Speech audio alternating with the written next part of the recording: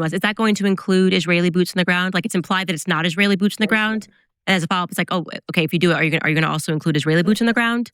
And in that same vein, we have Caroline Leavitt signaling that a draft is not off the table because Trump is smart. Take a listen. And the president had an interesting exchange on Air Force One over the weekend, Carol. I want to get your take about this idea of troops on the ground.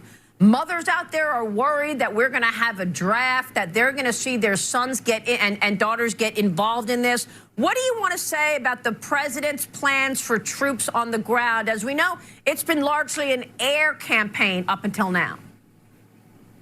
It has been, and it will continue to be, and President Trump wisely does not remove options off of the table. I know a lot of politicians like to do that quickly, but the president, as commander-in-chief, wants to continue to assess the success of this military operation. It's not part of the current plan right now, but the president, again, wisely keeps his options on the table. But as commander-in-chief, there's no greater priority or responsibility to this president than, of course, protecting the American people and protecting our troops and our bases in the Middle East, which Iran has been threatening for 47 years. They have killed and maimed thousands of American soldiers, and President Trump was not going to allow Iran to attack our bases and our troops and our men and women in the Middle East first. And that's why he took this historic action.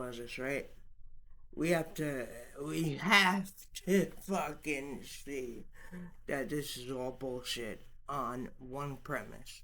The fact that they said this war has been going on for 47 years, right? All these Masonic people, they deal in symbology, right? And numerology. Everything means something to them, right? So September 10th, 9/10, and 9/11, all these numbers meant something to them, right? If you're not following, I understand it's a very confusing concept. Numerology goes way back.